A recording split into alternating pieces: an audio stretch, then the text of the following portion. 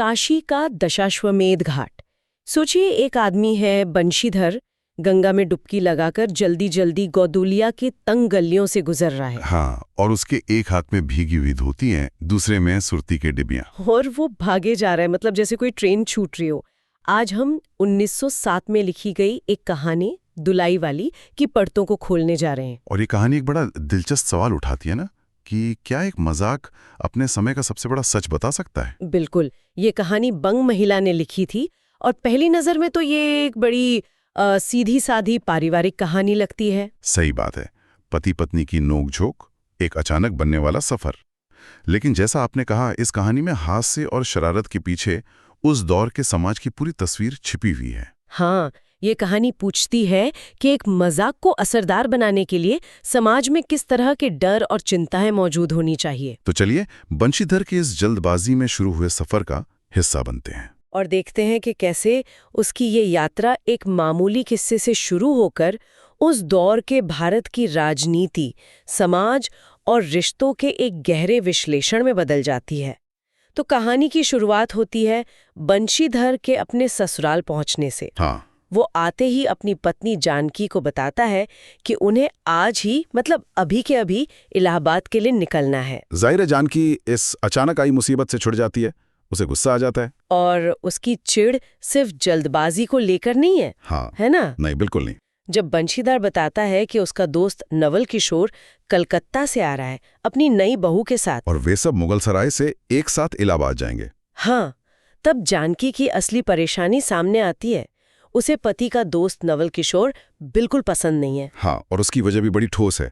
वो एक घटना याद करती है। वो पूड़ी वाली घटना। हाँ। वो कहती है, एक रोज मैं चौक में बैठी पूड़ियां काट रही थी कि इतने में न जाने कहां से आकर नवल चिल्लाने लगे, ए बुआ देखो तुम्हारी बहू पूड़ियां खा रही है। मैं तो मारे शर्म के मर गई, ये उसके शब्द हैं। सोचिए, ये सिर्फ एक मजाक नहीं था, ये उस समय की एक नई बहू के लिए एक तरह की सार्वजनिक शर्मिंदगी थी। आपने बिल्कुल सही पकड़ा। जानकी का वो वाक्य, उनकी हंसी मुझे नहीं भाती, ये बहुत गहरा है। ये 20वीं सदी की शुरुआत का भारत है। एक नई बहू पर्दे में रहती है, सबसे लिहाज करती है, और ऐसे में उसका देवर या पति का दोस्त आकर सबके सामने उसे खाने पीने पर टोके। ये तो उसकी निजता पर हमला है। बिल्कुल।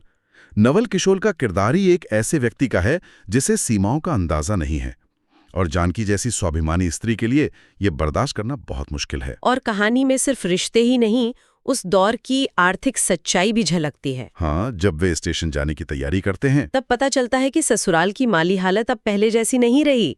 घर में नौकर चाकर नहीं है, और बंशीधर को पालकी गाड़ी का 1.5 रुपए किराया ज्यादा लगता है, तो वो 8 आने में इक्का तय करता है। हाँ, और वो इक्के पर बैठने को लेकर जो सोचता है, वो भी क्या कमाल का सामाजिक दस्तावेज है। क्या सोचता है वो? वो मन में कहता है कि इक्के की सवारी तो भले घर की स्त्रियों के बैठने लायक नहीं होती। अच्छा।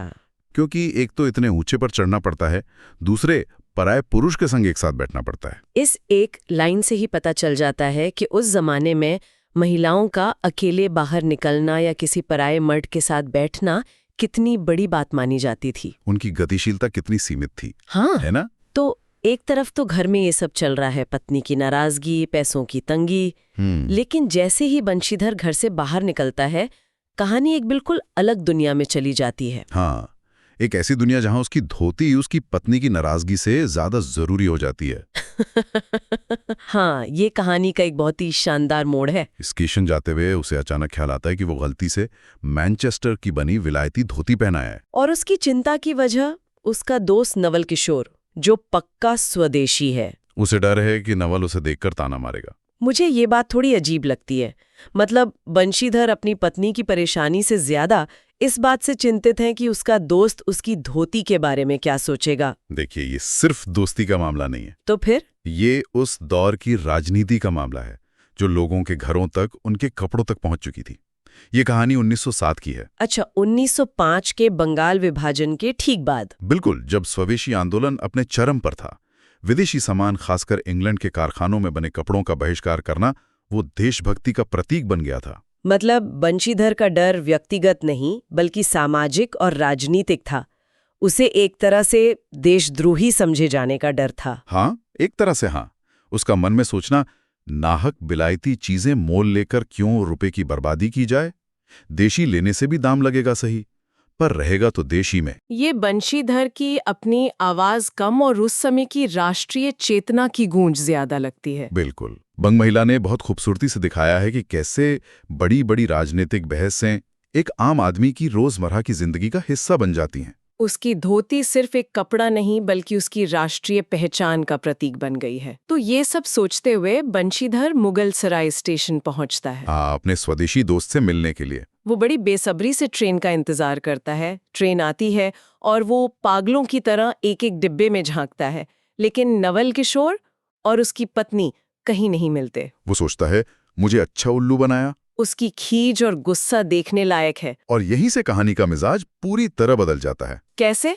अब तक जो एक पारिवारिक नोकझोंक और यात्रा की तैयारी थी, वो अब एक रहस्य की तरफ मुड़ जाती है।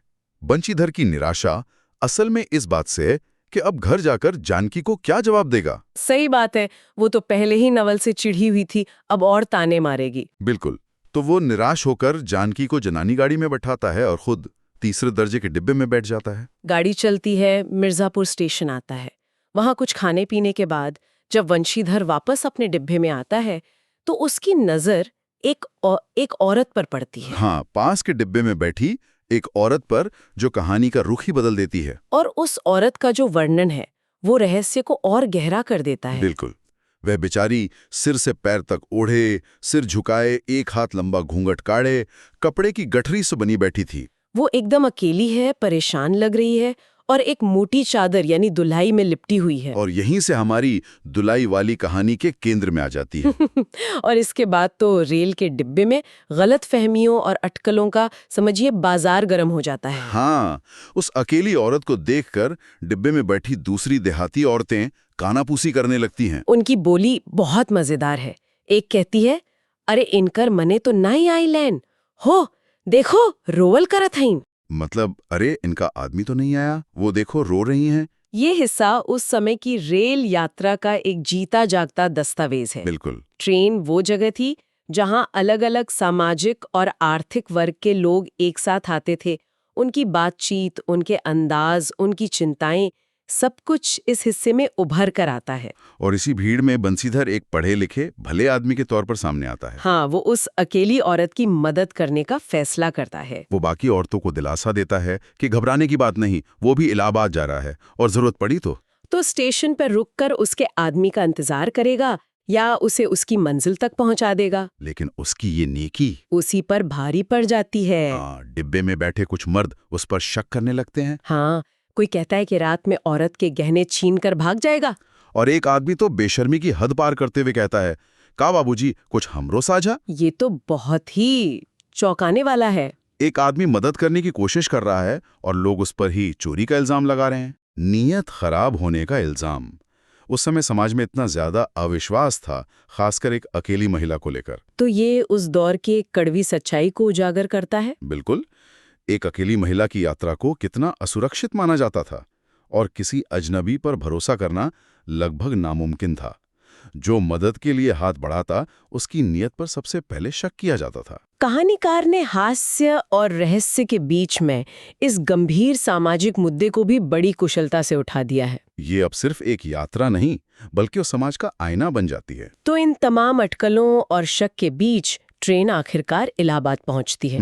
बंशीधर जानकी और उस दुलाई वाली महिला को एक जगह बिठाकर स्टेशन मास्टर से बात करने जाता है। लेकिन जब वो लौटकर आता है अच्छा, तो वहां कोई नहीं होता। वो घबरा जाता है, अरे ये सब कहाँ गई। जरा उसकी हालत सोचिए। पहले दोस्त ने धोखा दिया, फिर ट्रेन में लोगों ने चोर समझा, और अब वो औरत अपनी पत्नी समेत गायब हो गई है। उसे लगता है कि आज कैसी बुरी साइत में घर से निकले थे। वो परेशान होकर चारों तरफ देख ही रहा होता है कि तभी वही धुलाई वाली महिला उसकी तरफ आती है। बंशीधर को लगता है कि इसी ने सबको गायब किया है। हाँ, वो गुस्से में पूछता है, तू ही उन स्त्रियों को कहीं ले गई है। इतना कहना था कि वो महिला अपनी धुलाई से मुंह खोलती है और जोर से खिलखिलाकर हंस पड़ती है। और वो कोई और नहीं बल्कि बंशीधर का दोस्त नवल किशोर था। क्या बात है। मतलब सारा रहस्य, सारा तनाव, अकेली महिला की चिंता, देहाती औरतों की बातें, लोगों का शक, सब कुछ सब कुछ एक बहुत बड़े और सुनियोजित मजाक का हिस्सा था। और क्या खूब रचा हुआ मजाक था। हाँ, ये कहानी कहने की एक बहुत ही चतुर तकनीक है। लेखक ने हमें पूरी कहानी बंशीधर के नजरिए से दिखाई है, इसलिए हम पाठक भी उतने ही अनजान और भ्रमित रहते हैं जितना कि बंशीधर। अच्छा। नवल किशोर बाद में बताता है कि वो शुरू से ही ट्रेन में था जब बंशीधर उसे मुगल सराय में ढूंढ रहा था। तब वो दूसरे डिब्बे में ऊपर वाली बर्थ पर लेटे हुए सारा तमाशा देख रहा था। कमाल है। यहाँ तक कि मिर्जापुर में जब बंशीधर खाने पीने में लगा था तब नवल उसके पास से ही निकल गया और उसी की गाड़ी में जा बैठा। और फिर उसे ये दुलाई उड़कर पूरा नाटक करने का ख्याल आया। बंशीधर की तो हालत ही खराब हो गई होगी। बिल्कुल, वो सन्न रह जाता है। उसे नवल पर गुस्सा भी आता है और हंसी भी। वो कहता भी है कि ऐसी हंसी मुझे नहीं अच्छी लगती। लेकिन फिर दोस्ती का रिश्ता इस नोकझोंक और मजाक से और मजबूत हो जाता है। और जब वे अपनी अपनी पत्नियों के पास पहुंचते हैं तो वहां भी हंसी मजाक का माहौल है। लेकिन जानकी जो कहती है वो बहुत सोचने वाली बात। हाँ, वो नवल की पत्नी से कहती है, अरे तुम क्या जानो, इन लोगों की हंसी ऐसी ही होती है। हंसी में किसी के प्राण भी निकल जाए तो भी इन्हें दया ना आवे। ये सिर्फ एक मजाक पर टिप्पणी नहीं है। नहीं, ये बहुत गहरी टिप्पणी है। जानकी एक तरह से उस मजाक के पीछे छिपी क्रूरता की ओर इशारा कर रही है। वो कह रही है कि इस तरह के मजाक में दूसरे की परेशानी का ख्याल नहीं रखा जाता। तो ये कहानी सिर्फ दोस्ती की कहानी नहीं है। नहीं, ये 20वीं सदी की शुरुआत के सामाजिक नियम, महिलाओं की स्थिति, स्वदेशी आंदोलन का प्रभाव और ट्रेन यात्रा के जरिए बदलते भारत की एक मिली-जुली तस्वीर पेश करती है। हास्य और मजाक के पर्दे के पीछे उस समाज की गहरी सच्चाइयां छिपी हैं। बिल्कुल। तो हमने देखा कि कैसे एक साधारण सी लगने वाली पारिवारिक यात्रा की कहानी एक रोमांचक और मजेदार मोड़ लेती है। बंग महिला की दुलाई वाली सिर्फ मनोरंजन नहीं करती, बल्कि हमें 115 साल पहले के भारत, वहां के समाज, रिश्तों और लोगों की सोच में झांकने का एक बेहतरीन मौका देती है। बिल्कुल। और जाते जाते उसी सवाल पर लौटते हैं जिससे हमने शुरुआत की थी। हाँ।